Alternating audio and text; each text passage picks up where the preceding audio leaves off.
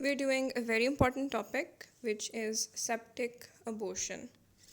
Abortion is pregnancy loss before the age of viability, which is 20 weeks in the developed world, but significantly higher in the developing world, where the NICU facilities are not that good. Abortion induced भी हो सकती है, spontaneous भी हो सकती है. What does septic mean? Infected. Septic abortion usually happens in the context of an induced abortion, which is carried out under inadequately aseptic conditions, ठीक है, by an untrained birth attendant. So हमेशा there will be history of uterine intervention, ठीक है. So that's very important. Clinical features क्या होंगे? Female will present, normally a young female, because of a lack of social support and other factors, and she will present with the complaints of high grade fever. High grade fever क्यों है? Because जाहिर सी बात है infection है.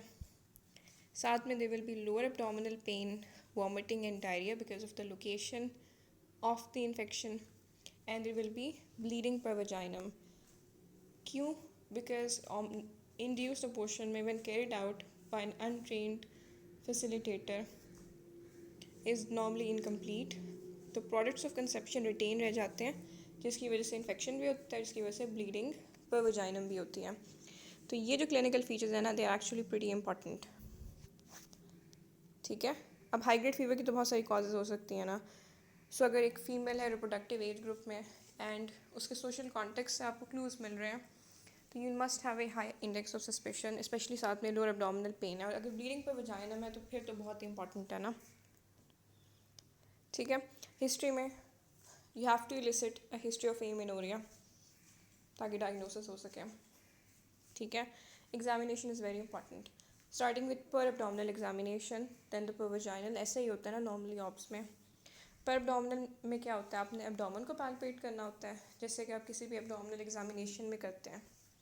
If the abdomen is tender, generalize अगर tenderness है या फिर गार्डिंग है, एंड गार्डिंग है, या फिर रिजिडिटी है, so these are very bad signs. इन साइंस का क्या मतलब है? अगर टेंडरनेस है, गार्डिंग है या रिजिडिटी है, इसका मतलब है कि पेरिटोनाइटिस हो गया है, इन्फ्लेमेशन हो गई है पेरिटोनियम की. दिस मीन्स कि वो पेरिटोनियम जिसने फीमेल रिप्रोडक्टिव ऑर्गन्स को लाइन किया हुआ है, that is become infected, and this generally means कि यूट्राइन परफोरेशन हो गई है, या इन्फेक्शन इतना स्प्रेड हो गया कि वो पेरिटोनियम तक पहुंच चुका है, and this is a very bad sign obviously. ठीक है. इसके अलावा आपने पर एब्डोमिनल एग्जामिनेशन में एक तो आपने पैल्पेट किया है ना, पैल्पेशन के अलावा ना आपने ऑस्कल्टेट भी करना होता है. ऑस्कल्टेशन में आपको क्या साइन मिल सकता है? एक नॉर्मल पेरिस्टालिसिस होती है ना, नॉर्मल नंबर होता है बाउल मूवमेंट्स का per unit time. If the bowel movements are sluggish, that means के इंटेस्टाइनल इन्वॉल्वमेंट हो गई है. पेरिटोनाइटिस की वजह से इंटेस्टाइनल इन्वॉल्वमेंट हो गई है. So if auscultation में bowel sound sluggish है, that means the intestine has been involved, intestinal paralysis हो गई है, and potentially intestinal perforation. पर abdominal examination के बाद you go for a per speculum examination, जिसमें आपने कुछ चीज़ों को नोट करना होता है. First of all, obviously you have to note whether the cervix is open or closed, and generally speaking, after an induced abortion, ठीक है, that went wrong, the cervix would still be open, and soft. ये first चीज़ आपने note करनी है on per speculum examination.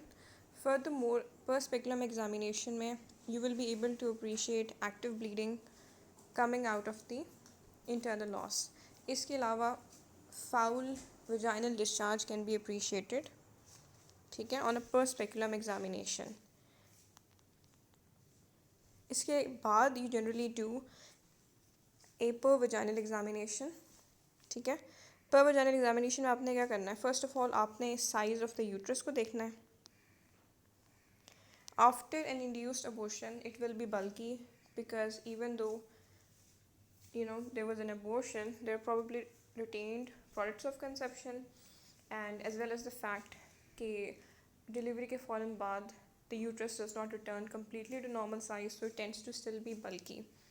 So size of the uterus वाली बात is quite important. One thing I forgot was कि oftentimes आप during a per-speculum examination you're able to appreciate the presence of retained products of conception in the birth canal. ठीक है. अच्छा, size of the uterus हो गया which is obviously very important, बल्कि होगा. इसके अलावा fornicial tenderness can be appreciated. Fornices होते हैं ना वजाइना के. Fornicial tenderness can be appreciated on a PV examination. Furthermore, you can appreciate cervical motion tenderness, and अगर cervical motion tenderness positive होना तो that basically points towards peritonitis, और अगर साथ peritonitis भी हो गया ना that's a very bad sign. ठीक है. So these are very important things that we must do. अच्छा, although clinical diagnosis हो गया, USG करना बहुत important होता है because USG में you're able to visualize the retained products of conception. और अगर for example जैसे कि often times होता है कि septic abortion के साथ कोई और complication भी हो जाती है including uterine rupture, ठीक है, including intestinal perforation, ये भी एक rather important complication है septic abortion की. तो इसका भी आपको बेसिकली पता चल जाता है, ठीक है, when you do an exam. अच्छा, इसके बाद ना ये तो एग्जामिनेशन और हिस्ट्री है ना, आपने इसके बाद obviously you have to start management as soon as possible. You not going to wait around. तो अपने मैनेजमेंट में क्या करना होता है? First of all this is an infection which is become blood borne. You have to start first of all अपने swab लेना है, and then you have to immediately start without waiting broad spectrum antibiotics. और normally आप एक triple regiment देते हैं which includes Amoxil, ठीक है, this is a good bet, gentamicin and metronidazole. ठीक है, ये एम्पेरिकली दिया जाता है जब स्वैब के रिजल्ट्स वापस आ जाते हैं 2-3 दिन में. And if for instance the organism is resistant to these antibiotics then the antibiotics can be changed. ठीक है, but normally these cover all of the potential organisms. So you have to start IV antibiotics. साथ में आप investigations further भी कर रहे हैं ना. अगर retained products of conception है, जब तक आप उनको remove नहीं करेंगे the person will not get fine, the infection will not disappear. तो साथ में आपने evacuation of the uterus के लिए prepare करना शुरू करना है.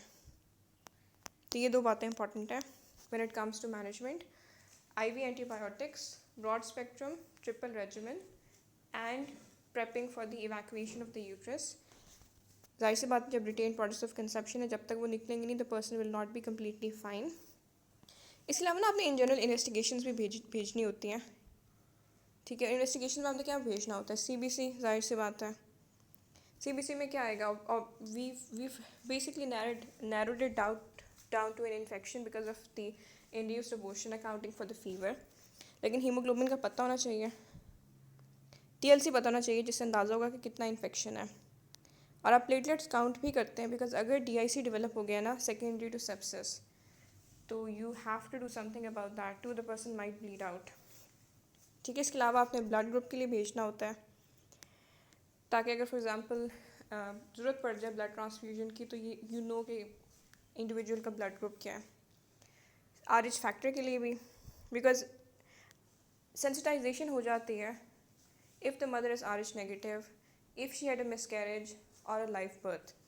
सो this is the person's first pregnancy and she had an induced abortion. तो सेंसिटाइजेशन डेवलप हो रही है, so you have to give RH antiglobulin ताकि उसकी नेक्स्ट प्रेगनेंसी में मसला ना हो. सो ये बहुत इंपॉर्टेंट बात है. LFTs and RFTs, बिकॉज है तो ये sepsis, it can potentially involve either of these, so this needs to be documented. LFTs, RFTs आपने करवा लिया. अगेन अगर प्लेटलेट काउंट डिरेंज्ड है तो आपने पूरा कोएगुलेशन प्रोफाइल भी कराना है.